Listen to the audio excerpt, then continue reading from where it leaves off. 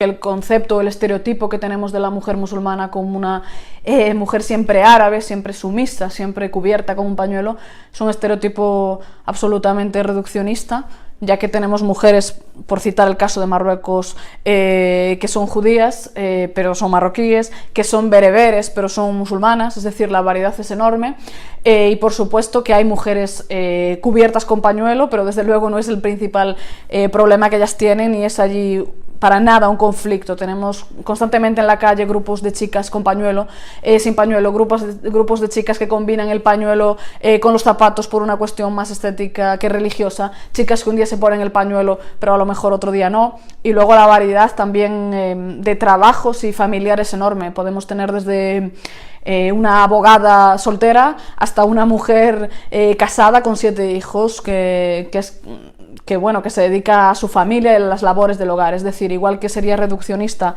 hablar de un solo perfil de mujer española, es también enormemente reduccionista considerar que en el mundo árabe islámico hay un solo prototipo de mujer. El problema de las mujeres en el Islam es un problema muy sensible, que está muy mediatizado en Occidente, pero también es polémico y muy sensitivo y muy sensible en el mundo islámico. Y yo digo siempre que las mujeres musulmanas somos dentro de dos visiones que son radicales. Una que es muy reduccionista, simplista, que pone todas las mujeres musulmanas en la misma caja, diciendo que son oprimidas por el Islam y no hacen ni el esfuerzo de entender lo que está pasando. Y otra también que es una visión islámica tradicionalista, no quiere saber nada de un reformismo ni de una nueva lectura, porque le parece muy bien esta situación que es vamos a decir, muy complicada y no, bueno, no es en toda parte siempre lo mismo, pero el discurso islámico tradicionalista hoy en general está siempre diciendo la misma cosa y es muy refractario a toda visión reformista. La femme du moment coranique n'est pas la femme d'aujourd'hui. La femme au Moyen Âge, ce n'est pas la femme d'aujourd'hui. Et donc la condition de la femme a évolué. Et donc la charia, c'est-à-dire les pratiques éthiques et juridiques doivent prendre en considération ce déplacement de l'anthropologie du féminin, le genre. Le genre, il contient un côté biologique, mais il y a un côté culturel. La féminité, elle peut être également une question culturelle. La division du travail, etc. Mais il n'y a aucun texte dans l'islam qui oblige la femme de rester à la maison. C'est de la culture.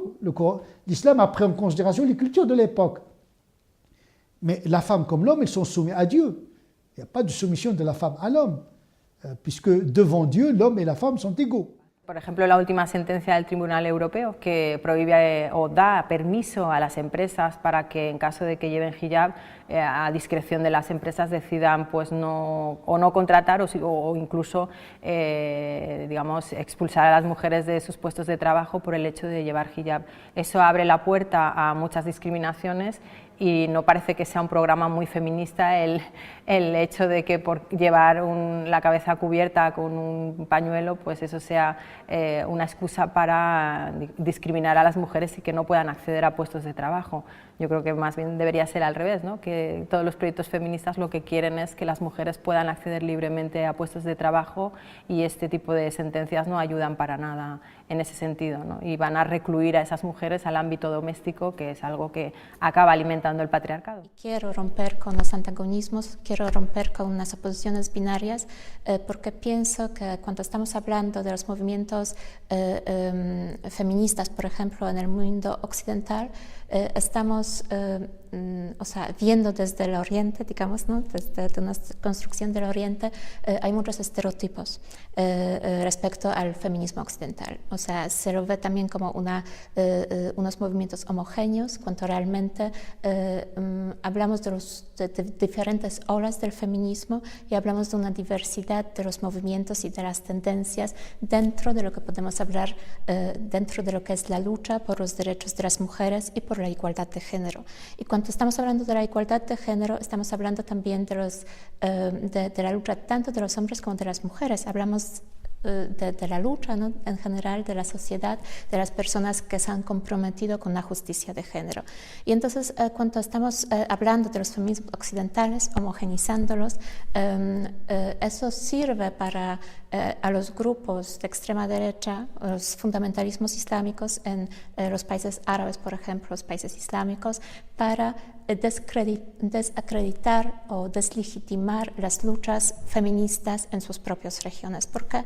Porque se estereotipa muchísimo, ¿no?, lo que es el feminismo, y entonces se quita también el espacio de enunciación, el espacio de expresión de las mujeres feministas en estos países, porque se les tacha de occidentales cuando realmente hay temas de la lucha de las mujeres que compartimos, por ejemplo, las violencias, la lucha contra la violencia de género, la lucha contra la violencia, la violencia contra las mujeres, que compartimos y que no tienen por qué ser tachadas de occidentales o de orientales. Les féministes islamiques, d'abord, elles représentent un courant nouveau dans le féminisme. Moi, je crois, d'un point de vue décolonial, que le principal challenge du féminisme islamique, c'est d'échapper au féminisme blanc. Et c'est pas facile d'échapper au féminisme blanc dans la mesure où il y a une route qui a été tracée, qui nous est présentée comme la seule et unique, et tout le monde doit suivre derrière. Bon. Je crois qu'avec l'expérience des féministes of color et des black féministes aux États-Unis, on sait que la condition des femmes noires n'est pas la condition des femmes blanches, et donc il y a une particularité des femmes noires aux États-Unis, parce qu'elles vivent pas seulement le sexisme, mais le racisme également, et également une situation de classe qui les met tout en bas de la société. Et bien pour les féministes islamiques, ça dépend lesquelles. Si c'est celles qui vivent en France, par exemple, dans les banlieues de France, eh bien, elles doivent réfléchir leurs conditions, non pas à partir d'un modèle préétabli, mais après d'une condition spécifique, qui est celle de la pauvreté, qui est celle effectivement de l'oppression de genre, mais qui est aussi celle du racisme et de l'islamophobie en France. Donc elles doivent penser a partir de cette condition. Lo cierto es que la mujer juega un papel fundamental cuando hay un conflicto armado, es la que sostiene lo que queda de sociedad durante el conflicto, ¿no? Por ejemplo, en el caso de la República Democrática del Congo, la violencia extrema hacia la mujer se explica porque durante años de conflicto ellas se han hecho cargo de la comunidad, de la supervivencia de la comunidad, de emprender pequeños negocios, de cuidar de los hijos, etc. Y eso hace que esa las convierte en un peligro para los actores del conflicto. Y además son las que se han convertido en agentes de paz, con lo cual si aquellos actores del conflicto que tienen interés en mantener la conflictividad, porque siempre sacan beneficio de ella, quieren acallar su voz y quieren destruir la labor que ellas hacen. Y por ello las comunicadoras, las periodistas, aquellas mujeres que viven en el conflicto y además hacen esa labor, son las más peligrosas para las milicias en el conflicto, porque dan a conocer al exterior las barbaries que se están cometiendo. Bueno, yo creo que no hay más vulnerabilidad que la que tiene un hombre. Creo que cuando caen las bombas, por ejemplo, como cayeron en Baba Amar, caen igual para mujeres que para hombres, matan igual a mujeres y a hombres, y lo mismo pasa con las balas. Creo que la vulnerabilidad está para la mujer local, por ejemplo, en Egipto, que el 90% sufren tocamientos y abusos sexuales en la calle. Es decir, que una mujer periodista cuando va a un país donde sabe que se ocurre, sabe que se expone a ese tipo de riesgos, pero igual que un hombre que va a Libia, y un corresponsal hombre, y que puede acabar en la cárcel y puede sufrir abusos sexuales en la cárcel.